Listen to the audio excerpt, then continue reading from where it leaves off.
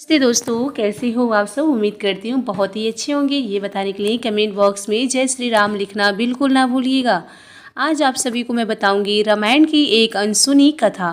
दोस्तों, मेरे वीडियो में अंत तक जुड़े रहिए ताकि आप सभी को पूरा कहानी अच्छे से समझ में आ जाए और कथा को आप किसी और में विचलित कर पाएँ।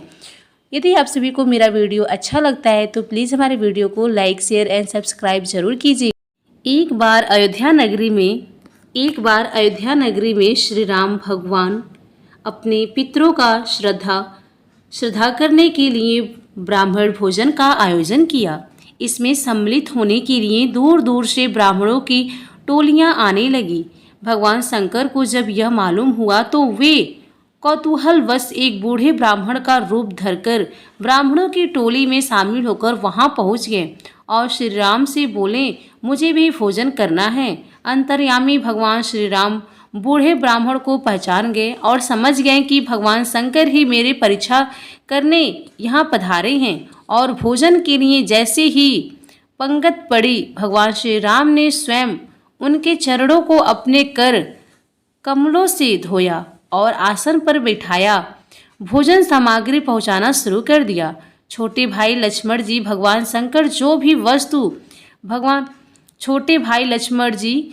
शंकर को जो भी वस्तु परोसते, शंकर जी उसे एक ही ग्रास में खत्म कर देते। उनकी पत्तल पर कोई भी सामग्री बचती ही नहीं थी। सभी परोसने वाले उन बूढ़े ब्राह्मण को पत्तल में सामग्री भरने में लग, पर पत्तल तो खाली की खाली ही नजर आती थी। श्री राम जी मन ही मन मुस्कुराते हुए शंकर जी की यह लीला देख रहे थे। भोजन समाप्त होते देख महल में चिंता होने लगी कि माता सीता के पास भी यह समाचार पहुंचा कि श्रद्धा में एक ऐसे वृद्ध ब्राह्मण पधारे हैं जिनकी पत्तल पर सामग्री परोसते ही साफ हो जाती है। श्रद्धा में आमंत्रित सभी ब्राह्मणों को भोजन कराना भगवान श्री राम की प्रतिष्ठा पर प्रश्न बन गया। माता सीता भी चिंतित होने लगी। जब बनाया गया सारा भोजन समाप्त हो गया फिर भी शंकर जी की तृप्ति नहीं हुई तो श्री राम ने माता अन्नपूर्णा का स्मरण कर उनका आवाहन किया। सभी परोसने वाले व्यक्ति वहां से हटा दिए गए। माता अन्नपूर्णा वहां प्रकट हो गई। शंकर जी की सुधा केवल माता अन्नपूर्णा ही शांत कर सकती थी। श्री राम जी ने माता अन्नपूर्णा से कहा, अपने स्वामी को आप ही भोजन कराएं, इन्हें आपके अतिरिक्त और कोई तृप्ति नहीं कर सकता। माँ अन्नपूर्णा ने जब अपने हाथ में भोजन का पत्र लिया तो उसमें भोजन अक्षय हो गया। अब वह स्वयं विश्वनाथ को भोजन कराने लगी। माँ अन्नपूर्णा ने पत्तल में एक लड्डू परोसा। भगवान विश्वनाथ खाते खाते थक गए पर वो समाप्त ही नहीं हो रहा था। माँ ने दोबारा परोसने चाहा तो भगवान शंकर ने मना कर दिया। शंकर जी हंसते हुए टकार लेने लगे और बोले, तुम्हें आना पड़ा, अब तो मैं तृप्त हो गया। माँ अन्नपूर्णा काशी की अधिस्वामी हैं, इसलिए वहाँ एक कहावत प्रचलित है, बाबा बाबा सब कहे, माई कहे ना कोई, बाबा के दरबार में माई कहे सो होए। अब शंकर जी भगवान श्री सीता राम की मर्यादा की परीक्षा लेने गए। शंकर जी श्री राम जी से बोले, मैं इतना खा गया हूँ कि मुझे अब आप उठा नहीं जा रहा, मुझे जरा उठाओ।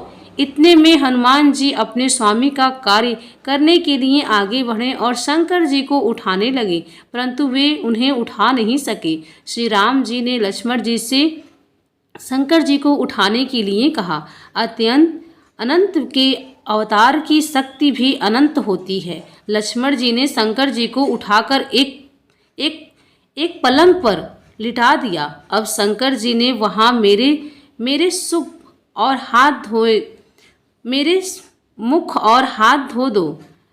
माता सीता ने जैसे ही मुख धोने के लिए जल लिया, शंकर जी ने मुख से पानी भरकर माता सीता पर कुल्ला कर दिया।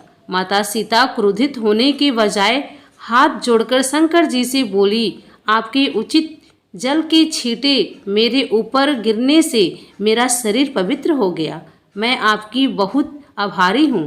अब भगवान शंकर ने श्री राम को चरण दबाने की आज्ञा दी। श्री राम और लक्ष्मण जी दोनों शंकर जी के चरण दबाने लगे और माता सीता पंखा झलने लगी। प्रसन्न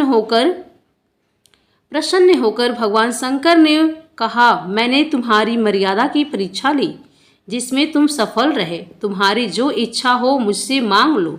श्री राम ने कहा, आपके पास जो चीजें हैं, विष का भोजन, विषधर सर्प, गज चर्मा, बूढ़ा बैल, भूत प्रेत पिशाच, वो हमारे किसी काम के तो नहीं है। इसलिए आप अपने चरणों की भक्ति दें और मेरी सभा में कथा सुनाए करें। भोले शंकर मंद मंद मुस्कुराते हुए कथा वाचन बन गए और पूर्व कपों की कथाएं सुनाए करते थे। भक्त ऋषि स्वयंभू, मनु, बंसी ऋषि भदेव के पुत्र थे। उनके नाम से ही आर्यवर्त का नाम भारत पड़ा था। इन्होंने शासन करने के बाद राजपाट पुत्रों को सौंपकर वानप्रस्थ आश्रम ग्रहण किया तथा भगवान की भक्ति में जीवन बिताने लगे। सालग्राम तीर्थ में तप करने के दौरान इन्होंने नदी में बह रहे एक हिरण के बच्चे की रक्षा की थी। उसी मृग की चिंता करते हुए उनकी मौत हो गई थी। इसी कारण इनका अगला जन्म जम्बू मार्ग में एक हिरण के रूप में हुआ, लेकिन उनको पूर्व जन्म की स्मृतियां बनी रही। इस कारण हिरण के जन्म में भी भगवान के ध्यान में लीन रहे थे। हिरण की मृत्यु के बाद इनका अगला जन्म एक ब्राह्मण परिवार में हुआ था। इन्हें अपने पूर्व जन्म की सारी स्मृतियां थी। तब उन्होंने समझ लिया था कि आसक्ति ही दुखों का कारण है। इस कारण यह आसक्ति के नाश के लिए प्रयासरत रहते थे। जन्म के साथ ही जड़ की तरह रहने लगे थे।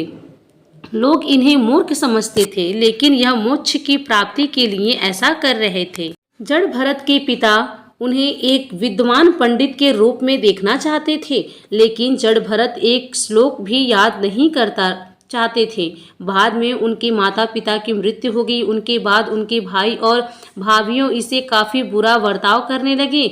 जड़ भरत के भाई पुरोहित कर काफ़ी अर्धोपार्जन कर रहे लेते थे। भाभियों इन्हें निकम्मा बोलकर देने लगती थी। इस कारण से ये जड़ भरत इधर उधर मजदूरी कर लेते थे। वहाँ से जो मिल जाता वही खा लेते थे और जहाँ जगह मिल जाती वहीं सो जाते करते थे। वो सुख दुख मान सम्मान को एक जैसा समझने लगे थे। उनके परिवार को लगा कि जड़ भरत के ऐसा करने से कारण समाज में इनके अप्रतिष्ठा हो रही है, तो उन्होंने उसे खेती के काम में लगा दिया। वे रात दिन खेतों की मेड़ पर बैठकर खेतों की रखवाली करने लगे। इसी बीच एक डाकू को संतान नहीं हो रही थी। उसे एक तांत्रिक ने बताया कि माँ काली के समक्ष एक व्यक्ति की बलि देने से उसे संतान हो जाएगी। ठीक समय पर इस आदमी की बलि देनी थी। वो भाग गया। तब डाकू जड़ भरत को ही अपने ठिकाने पर ले गए। वहाँ डाकू ने जैसे ही जड़ भरत की बलि देने के लिए तलवार उठाई, वैसे ही माँ काली प्रकट हो गई। उन्होंने डाकुओं के सरदार के हाथ से तलवार छीना और उसका ही वध कर दिया। जड़ भरत फिर आकर खेतों की मेड़ पर बैठ गया और खेतों की रखवाली करने लगे। इसकी कुछ दिनों के बाद राजा रघुगढ़ पालकी पर बैठकर ब्रह्म ज्ञान लेने कपिल मुनि के पास जा रहे थे। रास्ते में पालकी के एक कहार की मौत हो गई। रघुगढ़ के सेवक पास के खेत से जड़ भरत को ही उठाकर ले आए। जड़ भरत बिना कोई आपत्ति किए इस काम में जुड़ गए, लेकिन वो काफ़ी संभल कर चल रहे थे। उनके पैरों के नीचे कुचलकर किसी जीव की मृत्यु न हो जाए, इस कारण से संभाल कर चल रहे थे। इससे पालकी डगमगा रही थी। राजा रघुगढ़ ने कहारों से कहा कि इस तरह कोई चल रहे हो, सावधानी से साथ क्यों नहीं चलते। कहारों ने कहा कि हम तो संभल कर ही चल रहे हैं, लेकिन यह नया कहार रह कर डगमगा रहा है। राजा राहुगढ़ ने जड़ भरत से कहा कि देखने में तो तुम हिष्ट पुष्ट हो, लेकिन पालकी लेकर ठीक से नहीं चल सकते। यदि सावधानी से नहीं चलते तो मैं तुम्हें दंड दूंगा। इस पर जड़भरत ने कहा कि आप शरीर को तो दंड दे सकते हैं, लेकिन मुझे दंड नहीं दे सकते। मैं शरीर नहीं आत्मा हूँ, इस कारण मैं दंड और पुरस्कार दोनों से परे हूँ। दंड देने की बात तो दूर है, आप तो मुझे स्पर्श भी नहीं कर सकते। यह सुनते ही राजा रघुगण ने अपनी पालकी रखवा दी और उतरकर जड़भरत के पैरों में गिर गए। उन्होंने जड़भरत से उनका परिचय पूछा। तब जड़भरत ने कहा कि राजन, मैं ना तो कपिल मुनि हूँ और ना ही कोई ऋषि मुनि हूँ। मैं पूर्व जन्म के एक राजा था, मेरा नाम भरत था। मैंने भगवान श्री हरि के प्रेम और भक्ति में घर द्वार छोड़ दिया था। मैं हरिहर क्षेत्र में जाकर रहने लगा था, किंतु एक मृग शिशु के मोह में फंसकर मैं भगवान को भी भूल गया।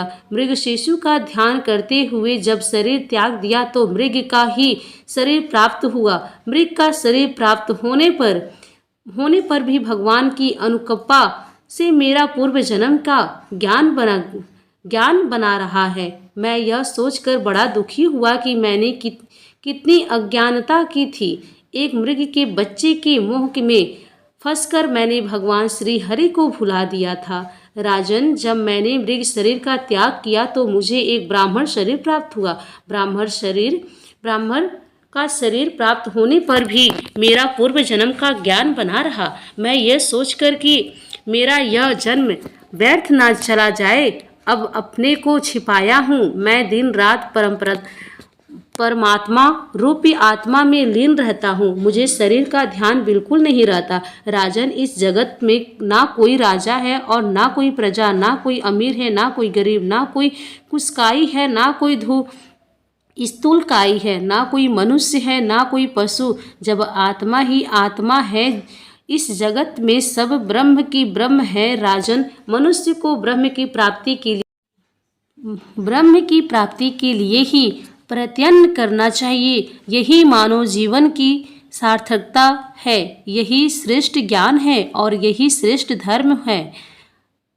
रघुगण जड़भरत से अमृत ज्ञान प्राप्त कर तृप्त हो गए। उन्होंने जड़भरत से निवेदन किया, हे महात्मन, मुझे अपने चरणों में रहने दीजिए, आपका शिष्य बना लीजिए। जड़भरत ने उत्तर दिया, राजन, जो मैं हूँ वही आप हैं। ना कोई गुरु है ना कोई शिष्य, सब आत्मा है और सभी ब्रह्म हैं। हम तो मूल सुरती हैं, तुम हो मेरे वंश। हम तुम पलक हजूर के दोनों साहब के अंश। चुंबक लोहा प्रीत जयो, लोहा लेत उठाए, ऐसा शब्द कबीर का काल से लेत छुड़ाए। कहानी यदि पसंद आई हो तो कृपया वीडियो को एक लाइक ज़रूर करें। चैनल पर अभी तक भी सब्सक्राइब नहीं किया है तो सब्सक्राइब अवश्य करें।